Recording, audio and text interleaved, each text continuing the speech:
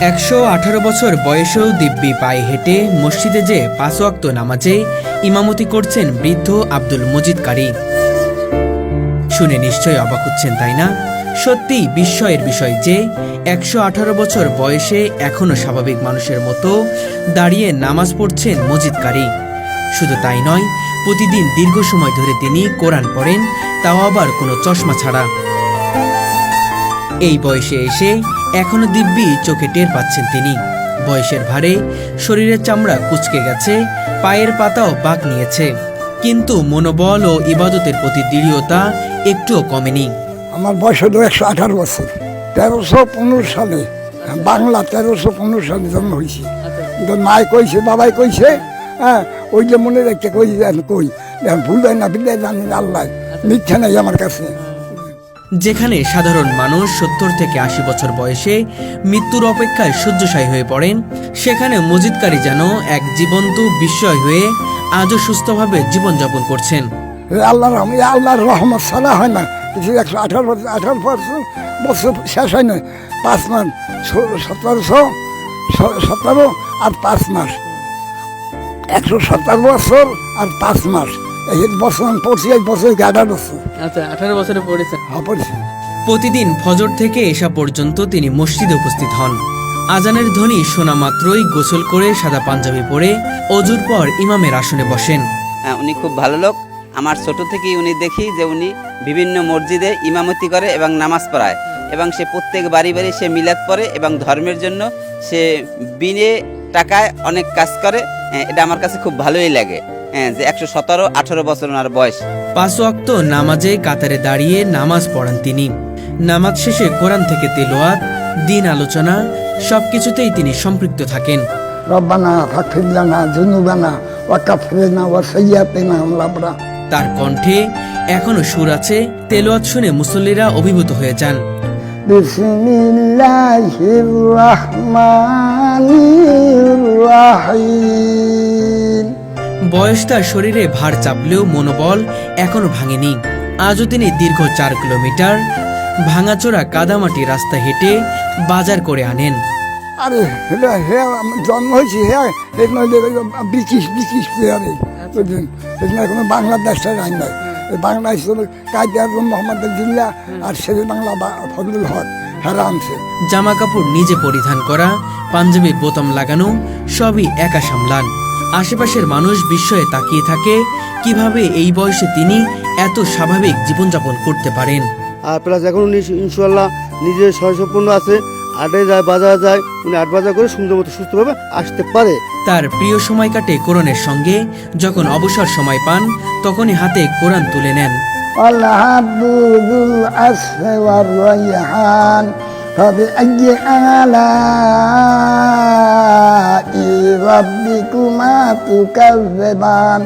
দীর্ঘ তেলাওয়াতের পর ক্লান্তি হয়ে গেলে শুয়ে সে তসবিহ হাতে নেন।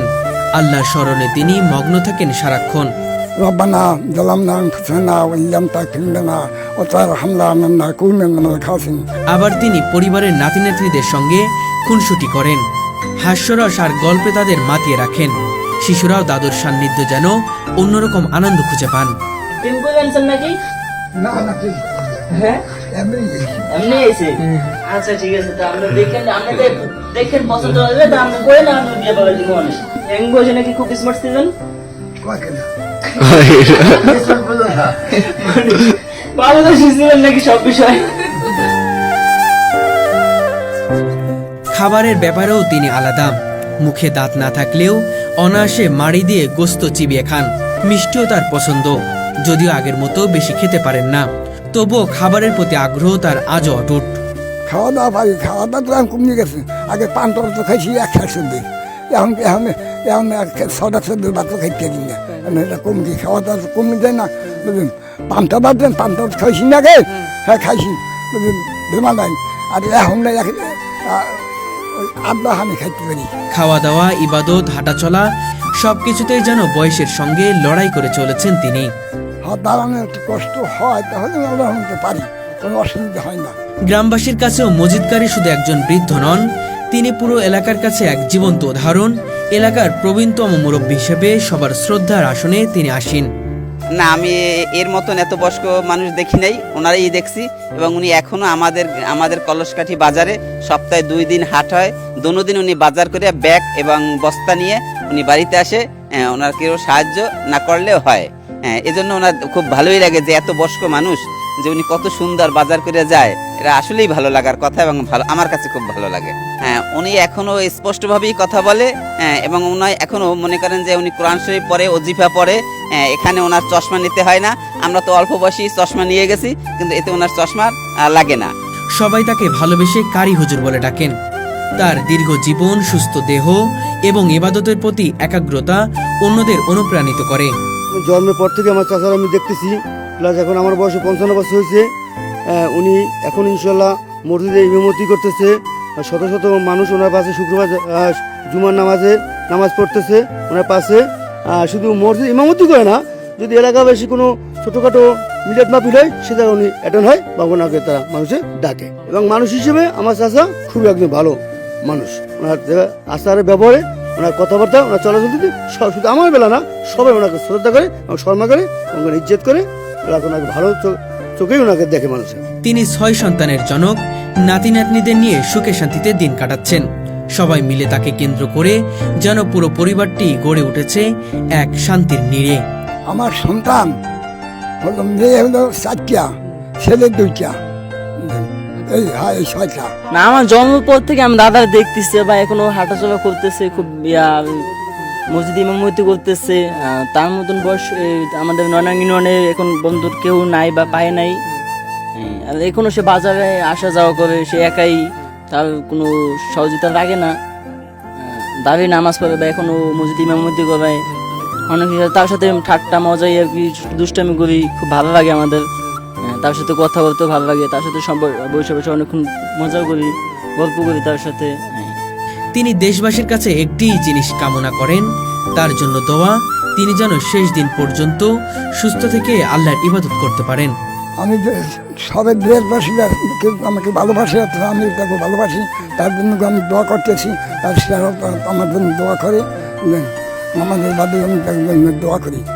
রব্বানা জালামনা আনফুসানা ওয়া ইল্লাম তাগফির লানা ওয়া তারহামনা লানাকুনান্না মিনাল খাসিরিন। রব্বানা ফাগফির লানা যুনুবানা ওয়া কাফির লানা ওয়া সাইয়্যাতিনা মাল আবরা। রব্বানা আতিনা ফিদ দুনিয়া হাসানাতান ফিদ দুনিয়া ওয়া আখিরাত। আল্লাহ তুমি তাকে জন্য দেশবাসীকে শান্তিতে রাখো, আল্লাহ বাসে রাখো। আল্লাহ আমার জন্য দোয়া করতেছি, আমি তার জন্য দোয়া করছি। মজিদকারের এই দীর্ঘ জীবন যেন আল্লাহর কাছে এক মহা নিয়ামত।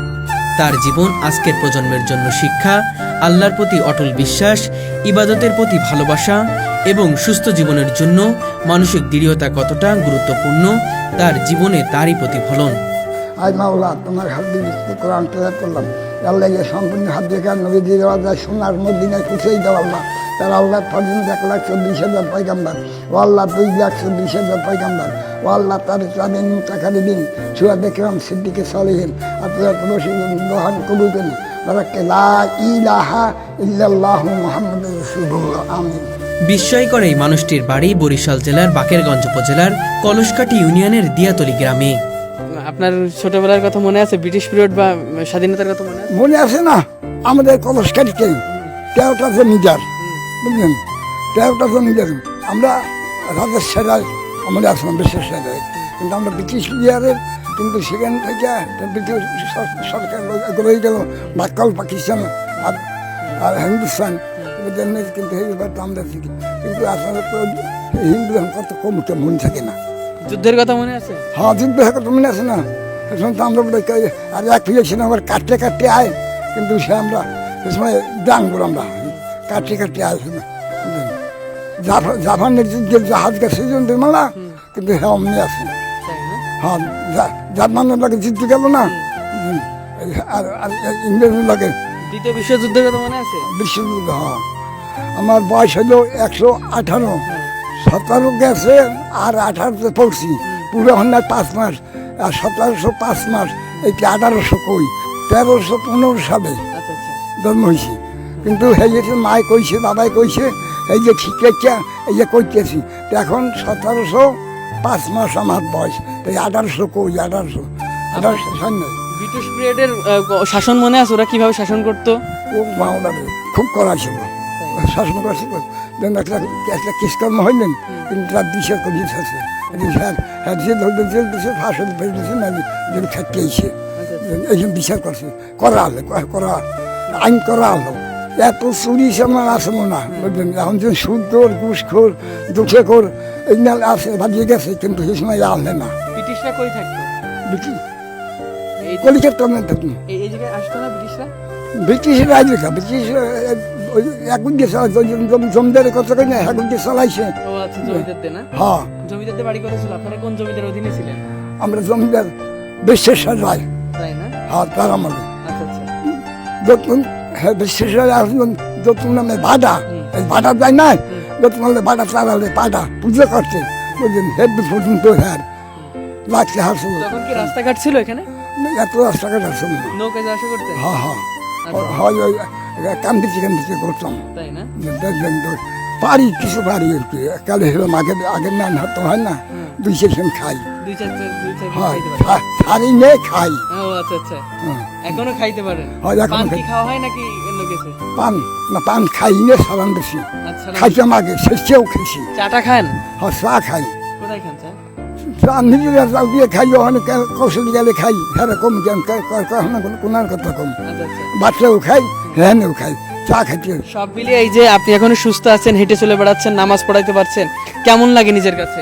আমার কাছে ভালোই লাগে নামাজও আমার কাছে ভালোই লাগে আল্লাহ রহমতে হ্যাঁ নামাজ পড়াইতে কোরআন শরীফ কি পড়তে পারেন এখনো? এখনো পড়তে পারি কোন সে পড়তে পারি চোখে কি দেখতে পারেন নাকি চশমা লাগে না? একটু দূরে দূরে দেখায় সিনাই স্পষ্ট সে হিনা মিথ্যা খাই না বুঝলেন স্পষ্ট দেখায় না একটু দূরে দূরে দেখে আচ্ছা আচ্ছা। আপনার বয়সে তো চশমা দিয়ে চোখে টের পায় না, আপনি কিভাবে টের পাচ্ছেন? আমি আল্লাহ রহমতে পারছি আল্লাহ আল্লাহ আমাকে চশমা না দিয়ে পড়াইছি পরিবার সন্তান নিয়ে কি ভালো আছেন? হ্যাঁ আল্লাহ রহমতে ভালো আছি আমার ছেলে সন্তান নিয়ে আমি ভালো আছি আল্লাহ রহমতে আল্লাহ ভালো রাখছেন বুঝলেন তারাও ভালো রাখছে আমি আল্লাহ আমাকেও ভালো রাখছে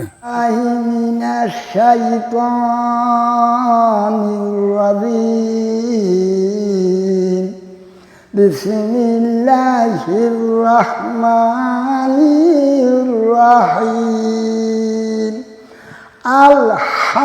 আলহামদুলিল্লাহি রাব্বিল আলামিন আর রহমানির রহিম মালিকি ইয়াউমিদ্দিন ইয়াকা নাবুদু ওয়া ইয়াকা নাস্তাঈন ইহদিনাস সিরাতাল মুস্তাকিম সিরাতাল্লাযীনা আন'আমতা আলাইহিম গায়রিল মাগদুবি আলাইহিম